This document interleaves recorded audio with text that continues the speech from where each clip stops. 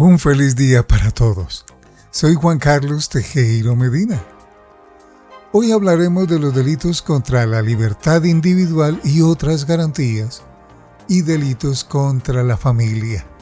En el presente escenario se abordará el estudio de delitos que atentan contra unos bienes jurídicos individuales, delitos contra la libertad y otras garantías y otro que es un bien jurídico grupal, delitos contra la familia. En ambos casos, estamos frente a delitos de alto impacto en la población, dado que los flagelos en contra de la libertad son de especial importancia histórica en el país. En cuanto a los delitos en contra de la familia, su importancia reviste en que esa es la institución que constitucionalmente se ha previsto como núcleo de la sociedad. Uno de los delitos que tiene la posibilidad de revisar es la trata de personas. Inicialmente, este era un delito que se encontraba tipificado como delito en contra de la libertad, integridad y formación sexual. En la actualidad es un delito en contra de la autonomía. Debido a la riqueza normativa, así como a la extensión de cada uno de los distintos tipos penales a abordar, no resulta posible citar cada una de las normas y simultáneamente aportar los comentarios a los tipos penales estudiados. En consecuencia, el estudio de esta y las subsiguientes lecturas se desencadenará especialmente por brindar elementos que apoyen la lectura de la norma. Por lo anterior, es indispensable que revise cada uno de los artículos del Código Penal mientras desarrollamos la presente lectura. Se recomienda la lectura de la Secretaría del Senado, porque mantiene el código actualizado en cuanto a la vigencia normativa, análisis de constitucionalidad y comentarios editoriales pertinentes. Delitos contra la libertad individual y otras garantías. Los delitos contra la libertad individual y otras garantías se encuentran tipificados en el tercer título del Código Penal, después de los delitos contra la vida e integridad personal, revisados en la unidad anterior, y los delitos contra los bienes y personas protegidos por el derecho internacional humanitario, que se desarrollan en el título 2. Durante un periodo histórico importante, estos delitos fueron la preocupación principal del país, lo que explica en parte las anotaciones que aquí se incluyen. A continuación, unos comentarios frente a algunos de los principales delitos incluidos en este título. Desaparición forzada. El delito de desaparición forzada se encuentra tipificado por el artículo 165 del Código Penal del 2000. Cuenta con circunstancias agravantes previstas por el artículo 166 del Código y también con circunstancias atenuantes que se encuentran previstas en el artículo 167. Este es un delito relativamente antiguo en cuanto a su ocurrencia en la historia de la humanidad. Sin embargo, en Colombia, el delito ha sido de reciente tipificación en el ordenamiento interno. El Código Penal del 2000 ya contempla esta figura en el ordenamiento interno. Un año después, se expidió la Ley 707 de 2001, en la que se aprobó la Convención Interamericana sobre Desaparición Forzada de Personas, suscrita el 9 de junio de 1994. Obsérvese entonces que, entre el momento de la firma de la Convención y su aprobación mediante ley, se dio la aprobación del Código Penal, que ya la incluyó dentro de su articulado, según se ha visto. La desaparición forzada ha tenido una historia muy cercana en el continente suramericano en general y también en Colombia a nivel particular. Téngase en cuenta, por ejemplo, que ahora en conciencia de la ciudadanía, El caso de la desaparición forzada de personas en el contexto de la toma por parte del M-19 al Palacio de Justicia se encuentra muy vigente, a pesar de haber ocurrido en 1985. Esto, sin embargo, no fue un hecho aislado. En Latinoamérica se dio una importante época de dictaduras entre la década de 1970 y 1980, que implicó una masificación de este tipo de delitos, principalmente cometidos por miembros del régimen. Asimismo, en Colombia se dio este tipo de conductas principalmente por motivaciones políticas. Sin embargo, también las guerrillas y las autodefensas incurrieron en este tipo de comportamientos.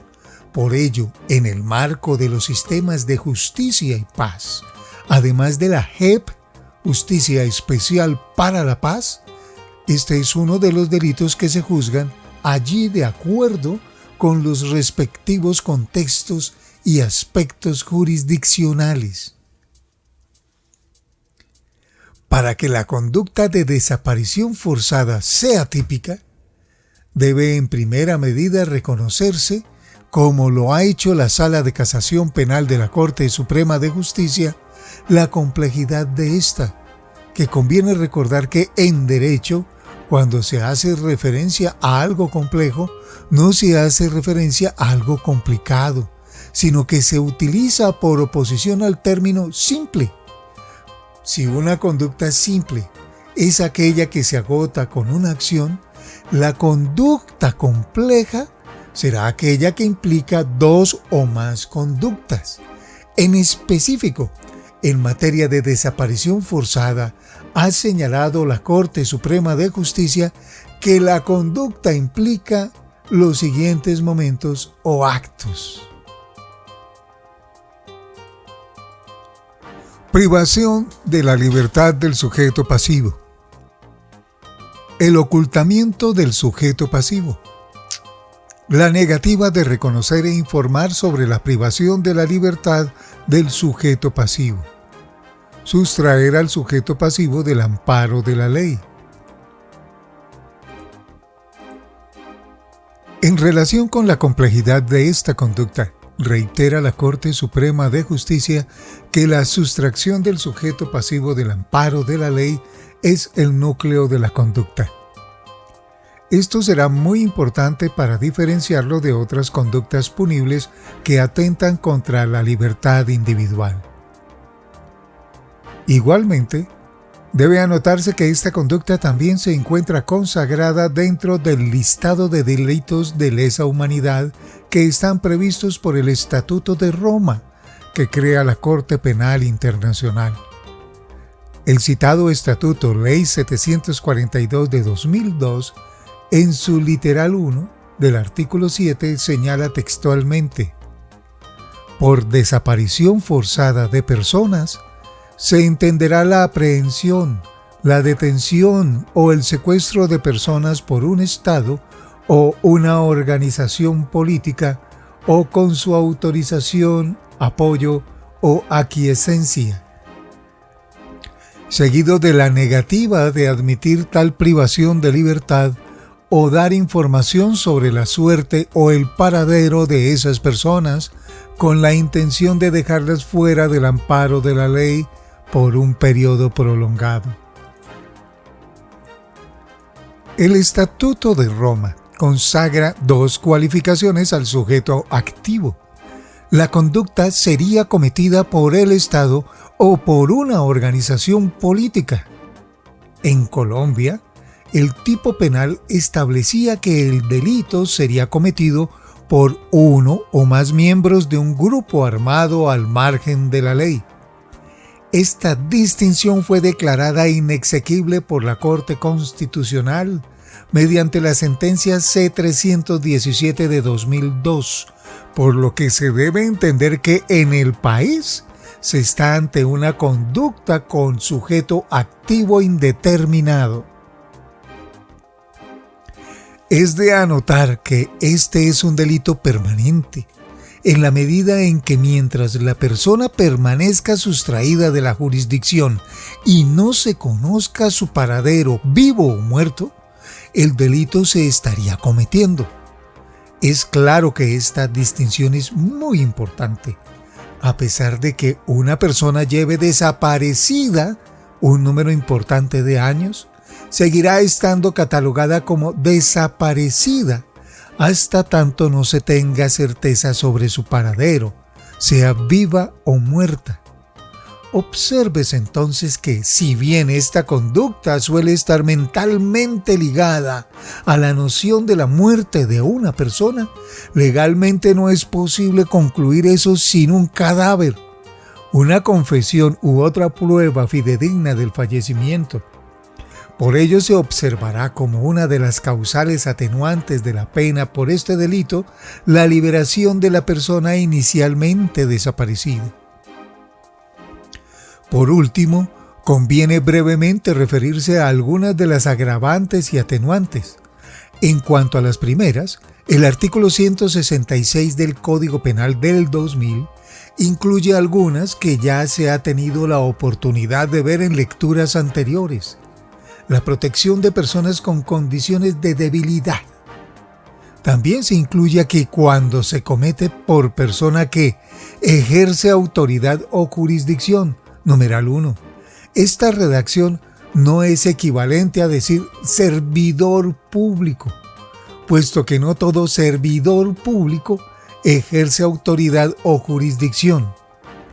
Se incluiría allí a miembros de algún tipo de fuerza pública o, como se indica, que ejerzan jurisdicción.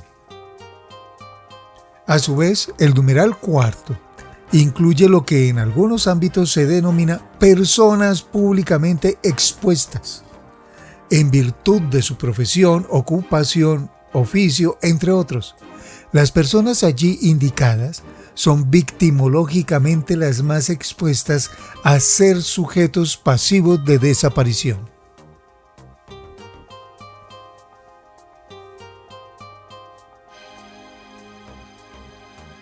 El secuestro y sus modalidades. Una de las conductas que ha tenido mayor impacto a finales del siglo pasado e inicios del actual es la del secuestro.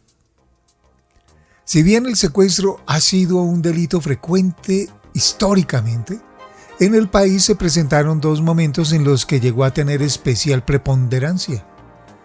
En primer lugar, en la medida en que el conflicto interno colombiano empezó a dejar de ser un conflicto armado en el monte entre una fuerza regular y una irregular, el secuestro se empezó a convertir en un arma política poderosa, así como en un mecanismo de financiación de los grupos armados al margen de la ley. Por ello, se puede observar una interesante secuencia de iniciativas legislativas en contra del delito de secuestro. Entre ellas, además de la aprobación del Código Penal del 2000, están la Ley 40 de 1993, la Ley 282 de 1996 y la Ley 733 de 2002. El segundo momento tiene que ver con la situación que se denomina aún como el paseo millonario y que vendría a ser expresamente incluido como ejemplo de secuestro extorsivo a partir de la Ley 1200 de 2008. La redacción del tipo penal de secuestro simple obliga necesariamente a mirar primero el artículo siguiente, correspondiente al secuestro extorsivo. En ambos casos, se incluye un ingrediente subjetivo. Sin embargo, la redacción del tipo de secuestro simple incluye todo lo que no está previsto en el ingrediente subjetivo del artículo sobre secuestro extorsivo.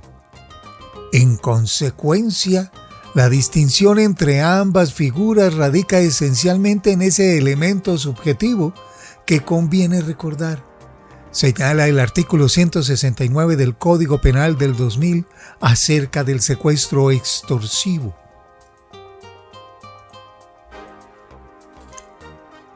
El que, abro comillas, con el propósito de exigir por su libertad un provecho o cualquier utilidad, o para que se haga u omita algo, o con fines publicitarios o de carácter político. Cierro comillas. Esta fórmula, como se recordará más adelante en el escenario 7, es bastante similar a la del delito de extorsión. No es del caso adelantar el estudio de este último delito, mas sí reiterar que la extorsión es un delito contra el patrimonio económico. El secuestro extorsivo se presenta una mezcla entre el secuestro simple y la extorsión. De una parte está la privación de la libertad del sujeto pasivo, que es la persona secuestrada, y de otra parte existe un segundo sujeto pasivo, que es la persona a la que se extorsiona a cambio de la libertad del secuestrado. En el caso del secuestrado, su bien jurídico protegido es el de la libertad personal, mientras que la persona extorsionada sufre un atentado contra su patrimonio económico. En ocasiones, las dos calidades pueden concurrir en la misma persona, pero no necesariamente ha de ser así. Esta doble protección hace que este sea un delito pluriofensivo, que atenta contra dos o más bienes jurídicos. Como es lógico, no es posible duplicar la ubicación del delito de secuestro en dos artículos distintos. Por ello, el legislador colombiano decidió privilegiar la protección a la libertad personal, razón por la cual está ubicado en el título en que actualmente está. No se ha de olvidar, sin embargo, que en el tipo penal, tanto en el secuestro simple como en el secuestro extorsivo, los verbos rectores son los mismos: arrebatar, sustraer, retener y ocultar. No se requiere, en consecuencia, que una persona realice todas esas conductas. Basta con que realice alguna de ellas para que se entienda configurada la acción. Quedaría faltando entonces la diferenciación en cuanto al elemento subjetivo. El secuestro simple existe una privación de la libertad con fines de percibir un provecho a partir de ella. En consecuencia, la coacción que necesariamente viene implícita es un delito de extorsión. No puede equipararse a la privación física de la libertad que se da en el secuestro. En el secuestro extorsivo es central que haya una privación ilegal de la libertad y que en virtud de esa privación ilegal de la libertad se genere la exigencia remuneratoria. Si, por ejemplo, la privación de la libertad no es ilegal, sino dada en virtud de una captura en flagrancia o como consecuencia de una orden de captura previamente librada, no puede tipificarse el secuestro, independientemente de lo que ocurra después, puesto que el secuestro exige una privación ilegal de la libertad. Esto es así, pues si bien el tipo penal no lo señala expresamente en su texto, existe un principio jurídico que a su vez deriva de la regla jurídica según la cual una cosa puede ser y no ser al mismo tiempo. Esto, llevado al nivel del derecho penal, se puede traducir en lo siguiente: una cosa no puede ser legal e ilegal al mismo tiempo. Si una captura se da en condiciones de flagrancia o en virtud de una orden de captura vigente, esa captura es legal y por tanto no puede tenerse como una conducta típica secuestro, dada la captura legal. Si se genera una conducta posterior consistente en exigir dinero, aceptar dinero ofrecido, la conducta punible aplicable es otra, pero en ningún caso puede ser secuestro. En consecuencia, el secuestro parte de la privación ilegal de la libertad, lo que diferenciará a las dos conductas de la modalidad simple o extorsiva será la presencia de alguno de los ingredientes subjetivos a los que se ha hecho referencia atrás, ante una motivación distinta a las que expresamente aparecen en la norma, incluso si no existe una motivación específica. El tipo penal que aplica es el de secuestro. Aclaraciones. La Corte Suprema de Justicia ha establecido criterios en sus pronunciamientos para diferenciar delitos que puedan llegar a confundirse con facilidad. Es así como en el auto AP 1591 de 2020, por ejemplo, diferencia el secuestro extorsivo de la concusión, y en el auto AP 2268 de 2020, diferencia el secuestro extorsivo de la extorsión cuando recae en una misma persona la conducta. En síntesis, el secuestro simple es un delito subsidiario al de secuestro extorsivo. Por supuesto, ante la acreditación de los verbos rectores, deberá el intérprete verificar si se está ante un caso de secuestro extorsivo, verificando los siguientes subjetivos que introduce la norma. Si no se logra observar que exista alguno de los ingredientes subjetivos señalados, deberá concluirse que se está ante un secuestro simple. Detención arbitraria. La detención arbitraria es una categoría de delitos que da su nombre al capítulo 4 del título 3 de la parte especial del Código Penal del 2000.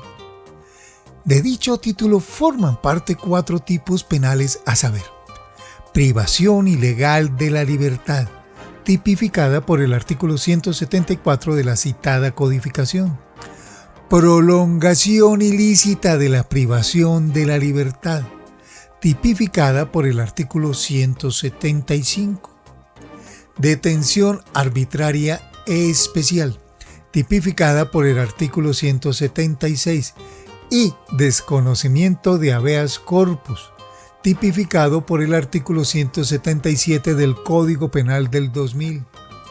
La privación ilegal de la libertad, tipificada por el artículo 174 del Código Penal del 2000, según se ha visto, es un delito que, a diferencia de los vistos anteriormente, va a girar en torno al autor y sus calidades personales y no a su motivación.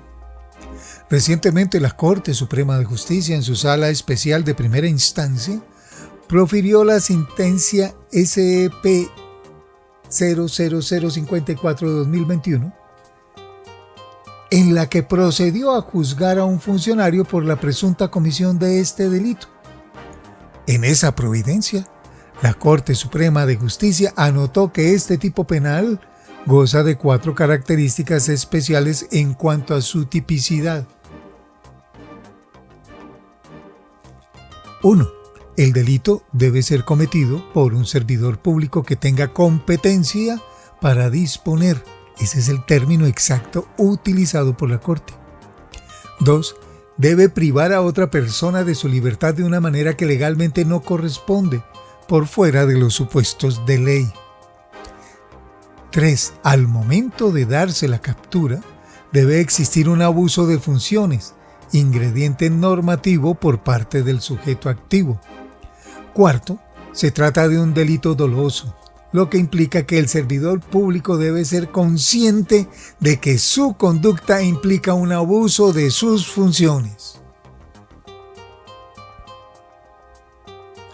Respecto de los 4 requisitos atrás señalados, conviene referirse brevemente al tercero de ellos, dado que implica un análisis que no ha de ser obvio para cualquiera que lee el término en abuso de sus funciones. En primer lugar, se ha de señalar que se trata de un ingrediente normativo. Cabe recordar que este tipo de elementos del tipo penal se presentan cuando, para poder interpretar las normas, se debe acudir a una norma o concepto jurídico normativo para poder interpretarlo. En este específico caso, la pregunta que surge es: ¿cómo se puede determinar si se ha abusado de las funciones? Para ello, en primer lugar, es necesario acudir a las funciones específicas que admiten la posibilidad de que el servidor público prive a otra persona de su libertad. Establecidas estas funciones, Se debe igualmente determinar el contexto específico en el que se puede dar su ejercicio. En otras palabras, el hecho de que un servidor público pueda privar a otra persona de su libertad no significa que lo pueda hacer en cualquier momento o circunstancia. Debe cumplirse con ciertos presupuestos para que esa privación de la libertad sea legal. El abuso de las funciones se da en la medida en que los presupuestos para que se dé la privación de la libertad no estén reunidos y aún así se produce la privación de la libertad. Por último, es importante resaltar los siguientes elementos terminológicos. En materia penal, por ejemplo, el ejercicio de privar a una persona de la libertad se le denomina captura y no se hace uso del término detención. El hecho, sin embargo, de que ello sea así, no significa que únicamente los supuestos de captura penal sean los únicos a los que se refiere este tipo penal. El caso específico que se presenta en la ya referida sentencia SEP 00054 de 2021, por ejemplo, corresponde a una orden de arresto por parte de un funcionario judicial a un abogado en el contexto de un aparente procedimiento disciplinario. En consecuencia, si bien técnicamente en materia procesal penal se habrá de acudir al uso del término captura, no debe entenderse la captura como único posible evento de privación de la libertad que daría lugar a incurrir en ese tipo penal. Aclaración. Es de anotar que en la providencia atrás citada, la Sala Especial de Primera Instancia de la Corte Suprema de Justicia textualmente señala en esa parte de la providencia, página 33, abro comillas, este último aspecto converge con el ingrediente normativo del tipo penal, según el cual el agente debe abusar de sus funciones al momento de ordenar o decretar la captura para que se configure el relato. Cierro comillas, subrayado por fuera del texto original. Esto se resalta dado que el uso de los términos resaltados parece restringir la aplicación del tipo penal únicamente frente a la persona que, abro comillas, ordena o decreta, cerramos comillas, y no otros supuestos en los que legalmente podría darse una privación de la libertad bajo el supuesto de un actuar legal, pero abusando de las funciones como ocurre con supuestos de capturas en flagrancia. Respecto de los tipos penales previstos por los artículos 175 y 177 del Código Penal del 2000, téngase en cuenta que las distintas normas, principalmente de naturaleza procesal, establecen las causales de privación de libertad, sus términos y mecanismos procesales para garantizarla. En esencia, la Constitución Política de Colombia de 1991 trae las bases de garantías, mas no las desarrolla integralmente, por lo que es especialmente relevante entender que la garantía del habeas corpus, que actualmente ha sido desarrollada por la Ley Estatutaria 1095 de 2006, sirve de base para determinar los tiempos máximos de privación de libertad. De estos tipos penales, conviene referirse brevemente al del artículo 176 del Código Penal del 2000, pues el tipo penal allí consagrado no guarda únicamente relación con tiempos de privación de libertad, sino en general con todos los requisitos formales para que se reciba en un centro penitenciario o carcelario a una persona que ha sido llevada para ser privada de la libertad. Al no ser una privación de la libertad formalmente ajustada a la ley, se torna en una forma de privación ilegal de la libertad. La tortura. Antes de las anotaciones de rigor en materia de tipicidad, la redacción del tipo penal obliga a unas previas anotaciones de naturaleza histórica que permiten entender mejor por qué razón la descripción típica de la conducta está redactada de esa manera. En primera medida, conviene anotar que en la historia de la humanidad, la tortura en ocasiones ha sido utilizada como un mecanismo legítimo de investigación. Con cierta regularidad se suele acudir al Tribunal de la Inquisición, instaurado por la Iglesia Católica,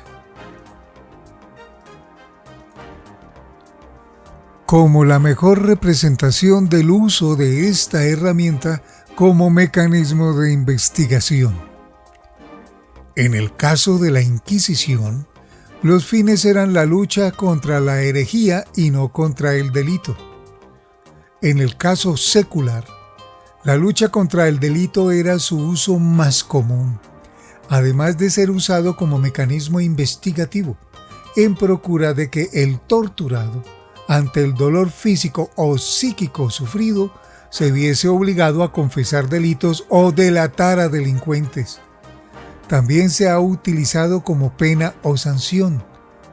Todo el movimiento filosófico penal denominado garantista buscaba evitar que los procesados fueran procesados de esa manera. Asimismo, el auge de los derechos humanos como límites del poder del Estado ha llevado a que hoy en día sea impensable hacer el uso de la tortura en un Estado que reconozca la vigencia de los derechos humanos. En el artículo 30 de la Carta Política, por ejemplo, consagra constitucionalmente la acción constitucional de habeas corpus como una garantía de libertad por la privación de la libertad.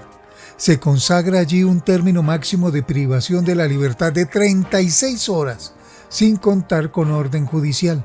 Asimismo, el artículo 250 de la Constitución Política de Colombia de 1991 consagra un término igual, pero en un supuesto en el que una persona sea capturada con orden judicial y deba ser puesta ante un juez de control de garantías para legalizar su captura. A pesar de esa aparente imposibilidad de uso de la tortura, la historia relativamente reciente de la humanidad ha mostrado que este es un mecanismo que se sigue usando, tanto por autoridades como por grupos al margen de la ley. En Colombia, por ejemplo, fue utilizado por miembros de la fuerza pública en los años previos a la expedición de la Constitución de 1991 de manera extraoficial e ilegal. En el mundo, a raíz de los atentados del 9 de septiembre de 2001, en Estados Unidos, ese país reimpuso el uso de la tortura con fines investigativos. La tortura estatal y la no estatal no ha sido desterrada del mundo. No obstante, se ha de señalar que el artículo 12 de la Constitución Política de 1991 reconoce la proscripción de la tortura, así como la desaparición forzada que ya se ha visto anteriormente. Este recuento permite entender por qué razón el tipo penal del artículo 178 del Código Penal del 2000 hace referencia a, abro comillas, con el fin de obtener de ella o de un tercero información o confesión, de castigarla por un acto por ella cometido o porque se sospeche que ha cometido, cierro las comillas. La última parte del ingrediente subjetivo, abro comillas, o de intimidarla o coaccionarla por cualquier razón que comporte algún tipo de discriminación, cierro comillas, hace referencia a los mecanismos de tortura que han sido instaurados en tiempos recientes de la historia con finalidades discriminatorias. Véase, no obstante, que esos ingredientes subjetivos, que son los elementos que explican la historia de este tipo penal, pasan a ser irrelevantes, dado que el segundo inciso señala que la misma pena se aplicará a quien cometa la conducta con fines distintos de los señalados en el primer inciso. En otras palabras, la pena de 128 a 270 meses de prisión y la inhabilitación para el ejercicio de derechos y funciones públicas allí señaladas se aplicarán independientemente de la finalidad de la tortura. No será tortura el sufrimiento o dolor que derive de una sanción lícita, prisión, multa o penas sustitutivas y accesorias. Además de la proscripción de la tortura de que se trata la Carta Política de 1991, es conveniente señalar que en materia de tortura existen instrumentos internacionales que forman parte del bloque de constitucionalidad, como son la Convención contra la Tortura y otros tratos o penas crueles, inhumanos o degradantes, aprobada por la Ley 70 de 1986 y la Convención Interamericana para prevenir y sancionar la tortura, aprobada por la Ley 409 de 1997. La primera es un tratado a nivel mundial, ONU, mientras que en el segundo caso es un tratado interamericano, lo que es obligatorio a nivel regional. En todo caso, atendiendo a los parámetros constitucionales colombianos y la obligatoriedad a nivel constitucional, se tornan en referentes obligados de estudio ante casos propios de este tipo penal. Desplazamiento forzado. El fenómeno de desplazamiento forzado, tipificado en el artículo 180 del Código Penal del 2000, consiste esencialmente en la restricción a la decisión autónoma de los individuos de decidir dónde vivir y, por ende, dónde realizar su proyecto de vida. Obsérvese, sin embargo, que la redacción del artículo 180 es más compleja de lo que inicialmente parecería, dado que no basta demostrar el cambio de la residencia de una o varias personas como consecuencia de una percepción subjetiva de inseguridad, sino que ese desplazamiento debe ser consecuencia directa de los actos violentos o actos coactivos dirigidos contra la población. Se trata de un delito que se debe cometer con medios específicos. Esa relación de causalidad hace que resulte difícil encuadrar típicamente el delito. La Corte Suprema de Justicia ha abordado una problemática actual que tiene el proceso penal por ese delito. La falta de prueba específica sobre la comisión individual del delito de desplazamiento forzado en el caso de la víctima y del presunto autor vinculado al proceso. En esencia, se trata de un problema probatorio que escaparía del ámbito de este módulo por ser un tema procesal probatorio.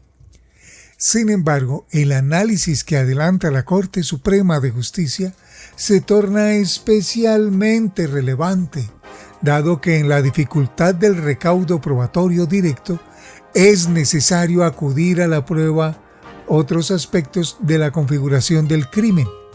Señala específicamente la Corte Suprema de Justicia, sentencia SPO 8753 de 2016, lo siguiente.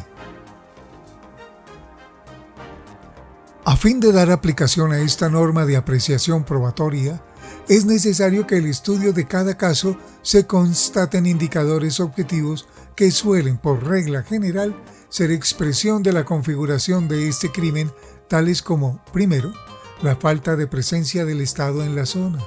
Segundo, la existencia de grupos armados organizados al margen de la ley en el sector. Tercero, la estructura de la organización criminal. Cuarto, su plan delictivo. Quinto, su modus operandi. Sexto, la naturaleza de los delitos cometidos. Séptimo, la intimidación poblacional. Octavo, la cantidad de noticias criminales que dan cuenta del punible y de sus responsables. Noveno, la concurrencia de un número plural de testigos al proceso.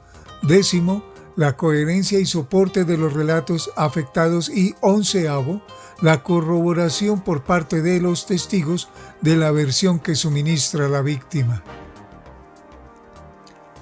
De lo anterior se logra entrever que el delito de desplazamiento forzado no suele ser un delito aislado, en el entendido de que forma parte de un conjunto de delitos que se suelen cometer con finalidades criminales mediatas, y por ello debe ser analizado en ese contexto. También la Corte Suprema de Justicia, en su Sala de Casación Penal, ha reconocido como características del delito que es un delito pluriofensivo y adicionalmente que se trata de un delito permanente. Lo que determina la permanencia en el tiempo del delito no es la ejecución permanente del medio intimidatorio específico, sino la permanencia del desarraigo de la persona respecto de su hogar como consecuencia de la restricción de su autonomía.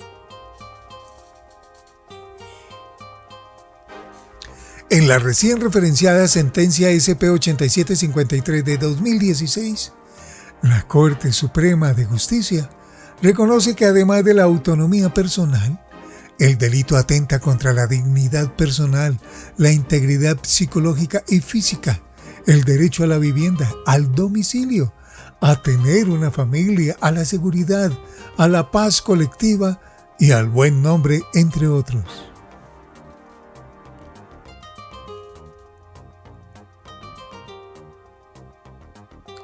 El último inciso del artículo 180 del Código Penal del 2000 expresamente exceptúa elemento negativo del tipo aquellos eventos en que el desplazamiento de las personas se da como consecuencia de una medida preventiva adelantada por la fuerza pública con la finalidad de proteger a la población.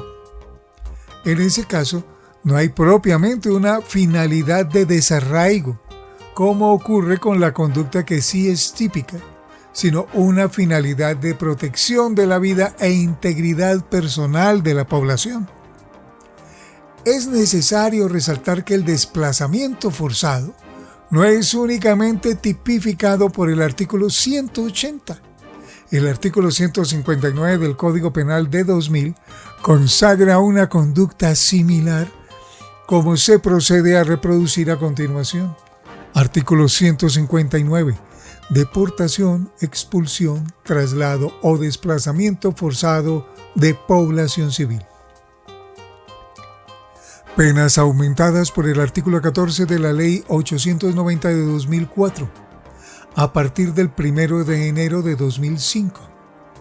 El texto con las penas aumentadas es el siguiente: el que con ocasión y en desarrollo de conflicto armado y sin que medie justificación militar, deporte, expulse, traslade o desplace forzadamente de su sitio de asentamiento a la población civil, incurrirá en prisión de 160 a 360 meses, multa de 1.333.33 a 3.000 salarios mínimos legales mensuales vigentes, e inhabilitación para el ejercicio de derechos y funciones públicas de 160 a 360 meses.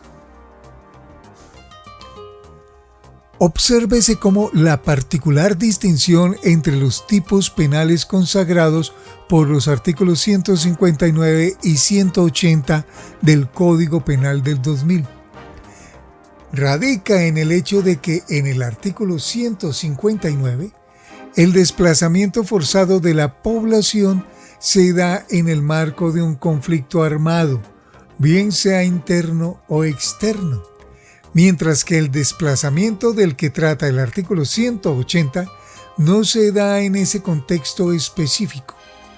Como se ha explicado en anterior oportunidad, el hecho de que exista un conflicto armado interno o externo inmediatamente implica que se han de aplicar las convenciones y los protocolos de Ginebra que consagran las normas del derecho internacional humanitario.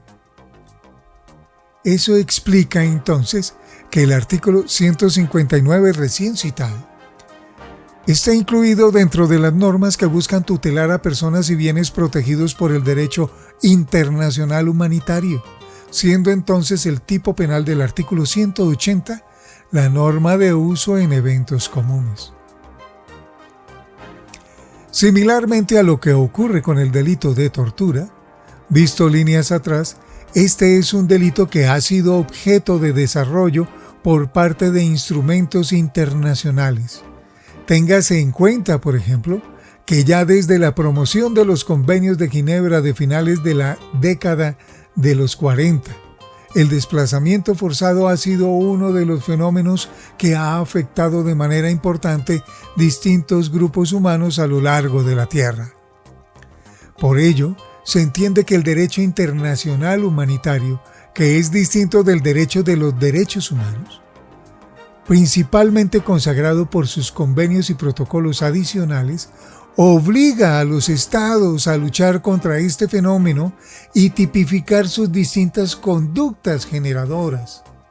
En Colombia, por ejemplo, existe jurisprudencia específica que apunta al fenómeno del desplazamiento interno, es decir, aquel que se refiere a fenómenos migratorios dentro del mismo territorio nacional. Esto, por supuesto, va en línea con los protocolos del Convenio de Ginebra que apuntan a solucionar y evitar este tipo de fenómenos tan comunes en esta época convulsa. Por último, téngase en cuenta que el artículo 181 del Código Penal del 2000 consagra agravantes punibles de la conducta de desplazamiento forzado, principalmente a partir de las calidades de los sujetos pasivos. No obstante, para no tener una especial dificultad, no se realiza comentario alguno sobre aquellas. ¿Sabías que la Ley 387 de 1997 aprobó medidas internas para la protección de la población desplazada? Asimismo, la Organización de las Naciones Unidas ha dictado unos principios relacionados con la protección de los desplazados internos. Estas fuentes son relevantes a nivel penal, puesto que el proceso penal no solo se centra en la determinación de la responsabilidad penal, sino que les otorga un papel protagónico a las víctimas, no solo para buscar la protección de sus derechos, sino para solicitar la reparación en los eventos de una condena.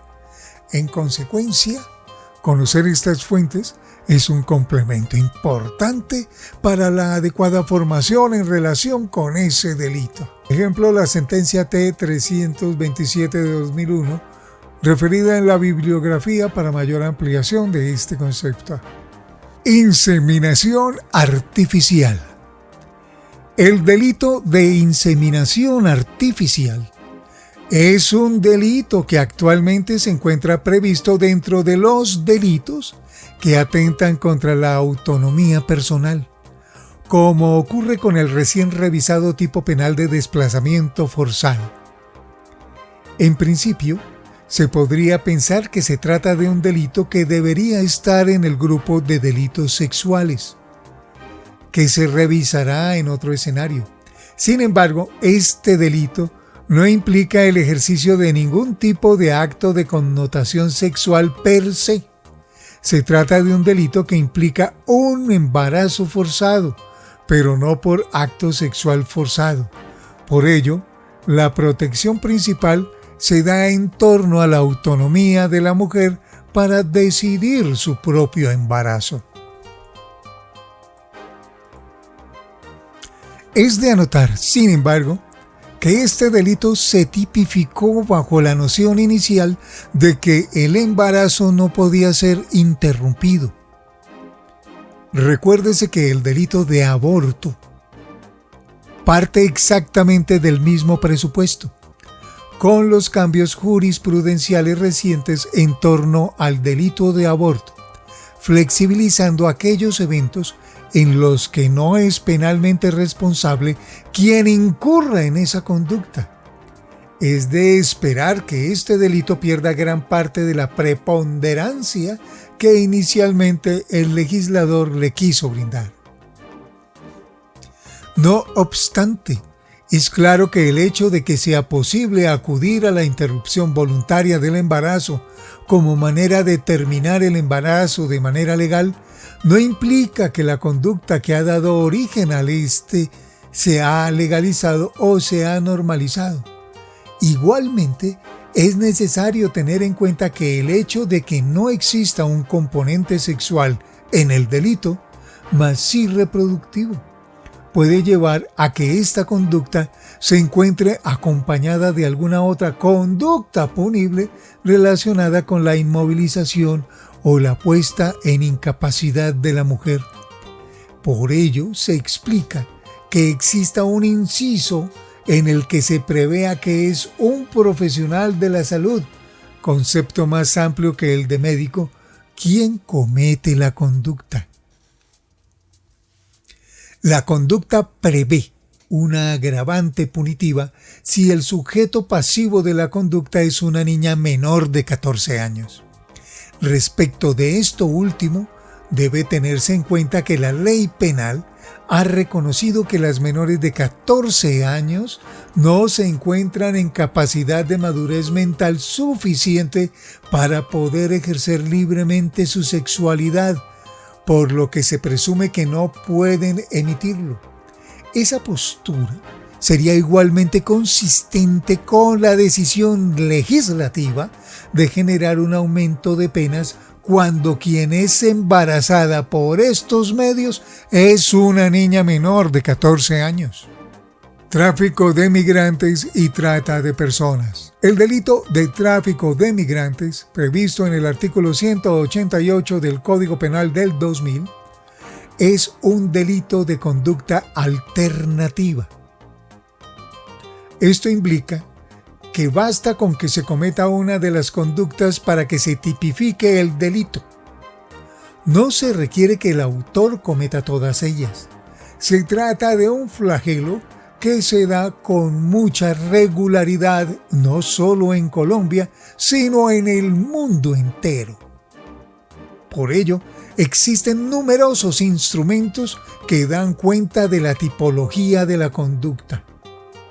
Como parte de los elementos valorados por la Corte Suprema de Justicia en su análisis de la conducta, sentencia de 23 de agosto de 2007, radicado 27337, página 46, ha señalado lo que la Organización Internacional para las Migraciones ha señalado como elementos comunes en el tráfico de migrantes.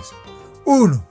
Una persona que actúa como el traficante, intermediario o facilitador. 2. El pago a ese traficante por ese auxilio. 3. La forma de llegar al país de destino es ilegal o requiere de sucesivos actos ilegales para llevarse a cabo. 4. Hay voluntad del cliente para acudir a esos servicios. En reciente pronunciamiento, la Corte Suprema de Justicia ha señalado que se incurre en esta conducta incluso cuando los documentos empleados son genuinos, pero la forma como se obtuvieron es ilegal. En Providencia AP 996 de 2021, la Corte se ocupa de esta circunstancia y señala que a pesar de que existan documentos genuinos, sí se acude al fraude para obtenerlos. Se está incurriendo en el verbo rector facilitar. Es de anotar que en muchas ocasiones la autoría del delito se encuentra distribuida entre un grupo de personas que operan como una organización criminal, por lo que es de esperar que puedan generarse diversas circunstancias de autoría de participación, tales como la coautoría propia o la coautoría impropia. Similarmente a lo que ocurre con el tráfico de migrantes, la trata de personas, artículo 188A del Código Penal del 2000, es un delito que se genera en un contexto en el que existe una mercantilización de las personas. Si en el tráfico de migrantes se suele partir de una necesidad apremiante de los migrantes de lograr salir de sus lugares de origen y llegar a un nuevo destino, haciéndose uso de servicios ilegales para poder lograrlo, en la trata de personas, las personas que migran están siendo tratadas como mercancía. El negocio de movimiento de estas personas habitualmente tiene la finalidad de explotación sexual en el extranjero o de trabajos forzados. Sin embargo, no son las únicas finalidades.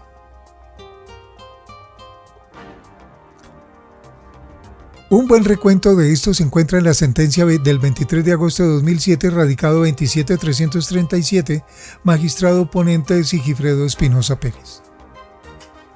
Anteriormente, el tipo penal de trata de personas no se encontraba desarrollado en este capítulo. Sin embargo, tampoco se trata de un delito nuevo. Anteriormente, el delito de trata de personas estaba tipificado por el artículo 215 del Código Penal del 2000. Este artículo actualmente se encuentra derogado y en su lugar ha entrado a regir el artículo 188A del Código Penal, que aquí se comenta.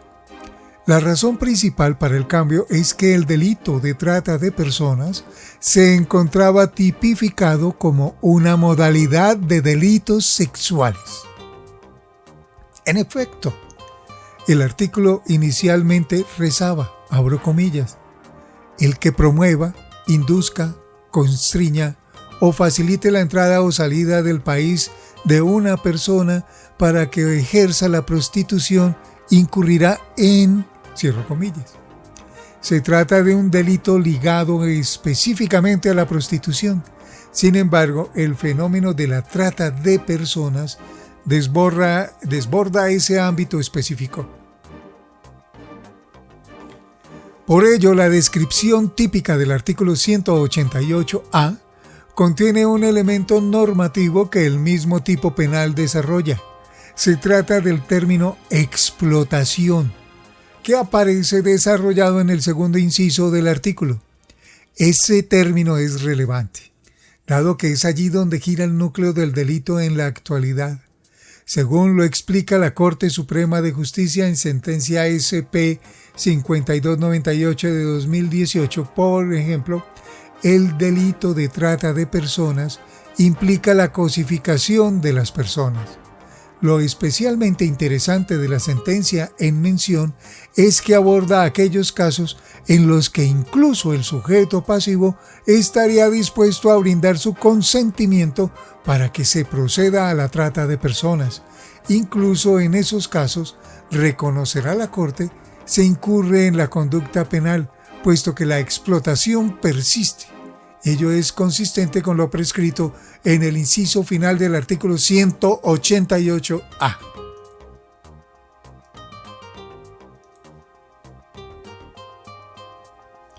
Finalizamos los delitos contra la libertad individual y otras garantías. Dentro de este mismo escenario, que es el número 3 del Derecho Internacional de los Derechos Humanos, lo hemos abierto para que no sea tan extenso, es bastante. A continuación, en el siguiente capítulo que les voy a enviar, vendrán los delitos contra la familia. Les habló Juan Carlos Tejero Medina. Como siempre, un gran abrazo a todos mis compañeros de derecho y, sobre todo, a todos los integrantes del Politécnico Gran Colombiano, que nos han entregado esta magnífica lectura con todos sus autores, con toda la parte legal, con todos los libros, con todos los referentes que en el siguiente capítulo habré de exponer. Muchas gracias.